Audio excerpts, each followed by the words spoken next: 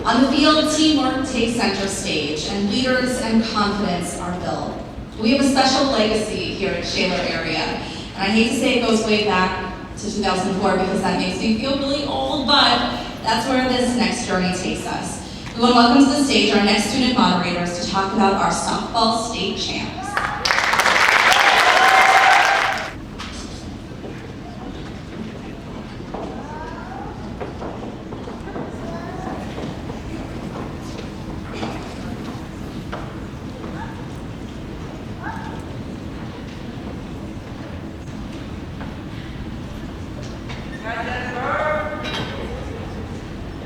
All right, now we're comfortable. Hi, I'm Dominic DiTomaso, a senior for the newspaper. And I'm Frank Babica, also a senior.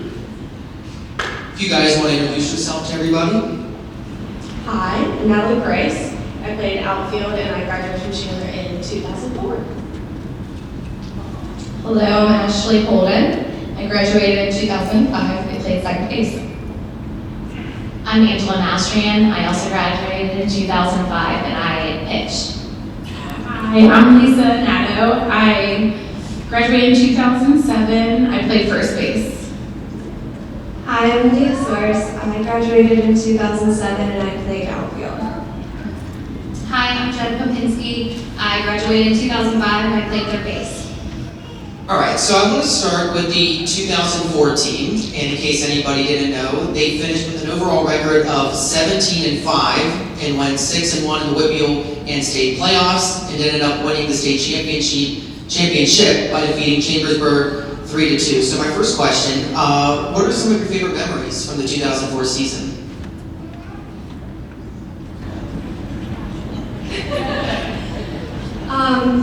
So I think our best game of that season was the lucky bounce game. It was our first game in the PIA playoffs, and we were winning, right? Okay. We were winning the last inning, and bases were loaded, no outs, and the number 4 batter was up to bat, and the opposing team was up to bat. And in that moment, it would have been easy to think like, okay, we might not win this one. But we had full confidence in, everybody's ability on the team. And the number 4 batter ended up like hitting a line drive up the middle, hit off of Angie's glove, and then Julie Stanford turns a double play and kind of saves us on that. So what Leah forgot to do was set the scene for you folks. So this game, I have to say collectively, I think we were done. I think we were ready for summer. Our seniors were about to graduate. Prom was coming. We were ready to enjoy the summertime. So I remember I was batting, standing there, maybe crowding the plate slightly. I get hit by the pitch. Takes me to my knees. I cannot breathe. All of a sudden, though, I hear the first baseman laughing. I'm like, oh no, we don't do that here. I stand up, had some choice words for her, walking down to first base. As we retired that inning, I remember you and I had took the girls behind the dugout and had a very motivational speech. And at that point, our motto that year was extreme. And that's really when we turned the bend and we lived that motto. And then the lucky bounce just took it over the edge. I mean, like you said, it was 3-2. The next few games very close, 2-1. I think another 3-2, and all the way to the ship. So it was really exciting. All right, so I wanted to build on that, and your team motto was extreme. How did you live by that motto on and off the field during that season?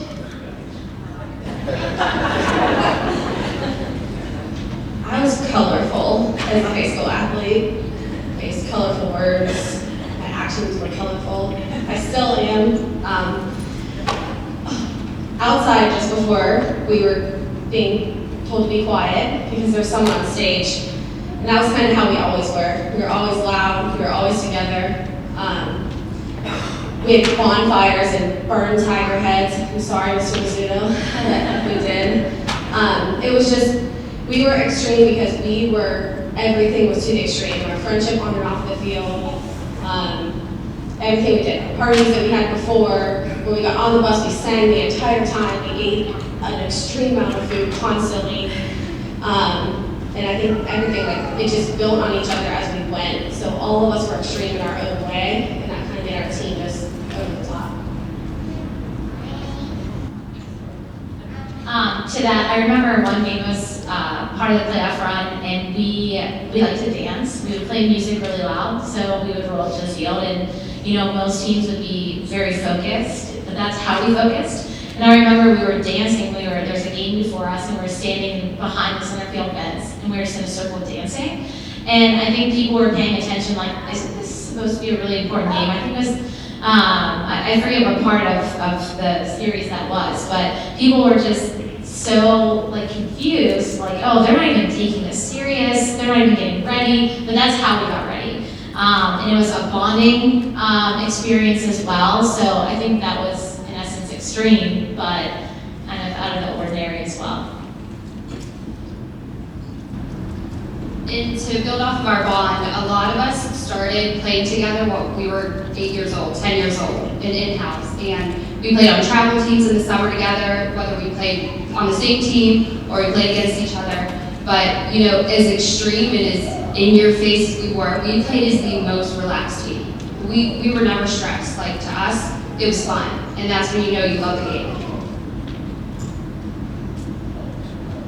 I am curious, how close you guys were as teammates? Do you think that led to you guys being as successful as you were? Yeah, 100%. We just had such a great culture. And I joined the team as a freshman in 2004, and I just remember like being kind of overwhelmed and I was a little shy. And the upperclassmen were just so welcoming and so kind to me. Like Ange, called me back to the back of the bus with her and just took me under her wing. And they were always including us in like wing night and all the activities. They just made sure like we were taken care of. And then we always tried to carry that forward whenever I got to be an upperclassman and carry that same tradition forward. And I think we really have to give a lot of credit to our parents for that, because they were so a part of the games, the practices, the team itself. Like, we literally, as Natalie said, we had a smorgasbord before every single game. Like, shout out to the moms, because we ate very well. I remember our parents would help, like, before every season, digging out, the field, the dugouts, like, they were so involved and they were friends, and we all became friends, and it really was no island team. Like, we cheered each other on. We wanted to be successful together, and I mean that's how we were so successful. So what did it mean to you guys to win the state championship for Shaler?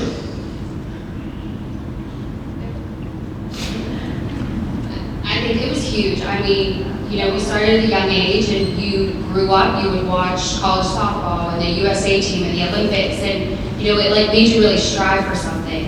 And then all your hard work pays off to something that a lot of people never would have thought that we would ever do. That was unheard of for us, and you're playing against NA and Mount Lebanon, those top teams. We were always an underdog. So I think, the fact that we were able to just keep going and going, like, that was, I still live my glory days. At 34 years old, I still say, oh, I got a gold medal. Do you have any?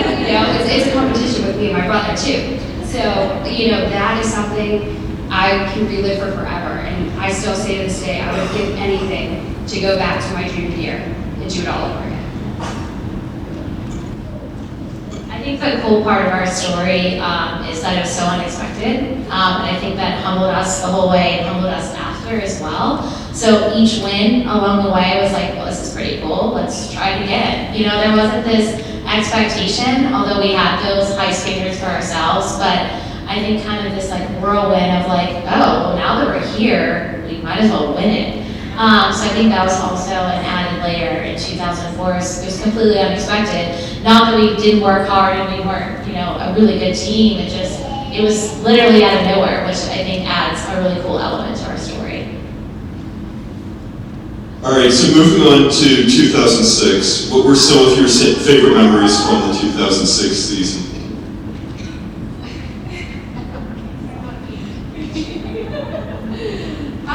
I don't, like, the things that came back to me were just mostly just what everybody was saying. Like, all of our, like, just the fun we had during practices. It was hard work, and I remember, like, it was exhausting. I remember Homer, he would always make me, I don't know what I did, but I remember I had to do laps, like, all the time.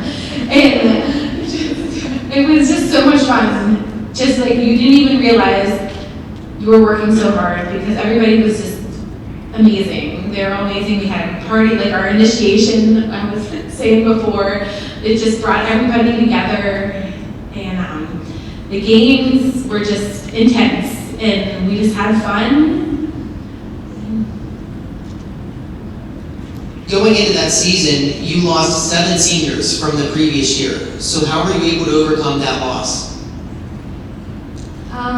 Yeah, so we had 7 seniors that had left. We also had a change in coaching staff, and we had to avenge a loss because we went to the States the year before as well, but we lost. We're not going to talk about that. So I think what helped us was we had a lot of routines and rituals as a team that we just implemented from the beginning. Like, our pre-game workout is the coolest thing I've ever seen, and we just perfected it. And if you want to check it out, the team still does it today. So I think they play tomorrow.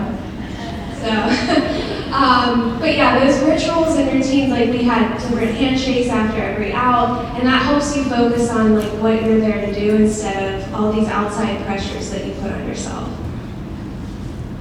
So what lessons did you guys learn from your time at Shaler that you have been able to use in your later life? I think the biggest thing is work ethic and time management. You know, going to college in my first 2 years, you know, I had a lot of structure, and we didn't have coaches who screamed at us or, you know, like it was a very relaxed setting, but you worked hard, and I took that up to this time. You know, it's a lot of work that you have to put in, but your outcomes pay off. You know, nothing's always handed to you. Nothing's asked me to work for everything. So I think that's the biggest lesson I've learned. Actually the athletic secretary at North Hills now, so sorry. But for me, I know. But for me, it was more off the field. Julie Sadowski was the athletic secretary here when I was here, and she was just a presence for us all the time. Dr. Lee, Mr. Stu, I watched these administrators beside us all the time, and for me, I want to be that for athletes. I want our office to be a safe space. We have great administration there involved too, so it's really cool to see that happen as an adult. But for me, that was like one of my goals that I got taught through Shaler. And so I'll wrap up with this question. For years, Shaler was known for their baseball teams. You can talk about the 1980 baseball team, the 1999 team, and then you guys kind of broke out on the scene in the mid-2000s, and you really kind of put Shaler softball on the map. Do you credit yourself with making Shaler softball such a big deal the way it is now? Yeah. My dad built your dugout, okay?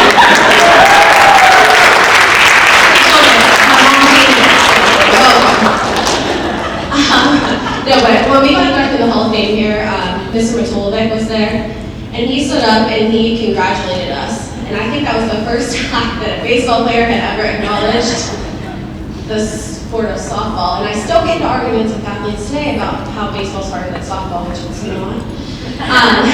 But no, when you drive up the hill, and I was a softball coach at North Hills too, so, but when you drive up the hill as an opposing team now, you see all these signs lined up. And that's something that you can't even imagine as another team. You see all these accolades as you drive up that hill, and it's just like, oh my God, where are we going? Like, this is God's house for softball. Like, yeah, you're going to lose. So I do. I mean, we had great people before us, and our coaches were incredible, and everybody that helped build this program before us, obviously. But our lucky win that year in 2004 just, I think, really started the ball for Shaler softball. And actually, the best part is now there is an alumni game every year in September, and for Mr. Sood, and it's so special because then we can all come together again get on the field and, not play as good as we used to, but it's still fun, and it's special to be able to come back and have this opportunity like it is tonight, so. I just want to say that yes, we credit ourselves for transforming the program, but I think it's really cool that like the current team is carrying on the legacy, and that's what it's all about, like having the tradition in place, and I think that's like the best part of it all. And I think we would be remiss if we didn't talk about the coaches, right? I mean, so I think that that's also, they had to put up with us, or at least try to control us in our extreme manner. Sometimes it was easy, and sometimes it was just best to let us be and go about our own way. So the time that they put into the program as well, both then and now, to continue that, I think is also important to know.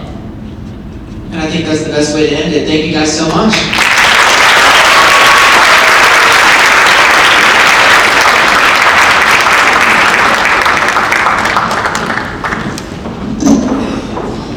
Thank you to Dominic and Frank. Another round of applause for our state champ.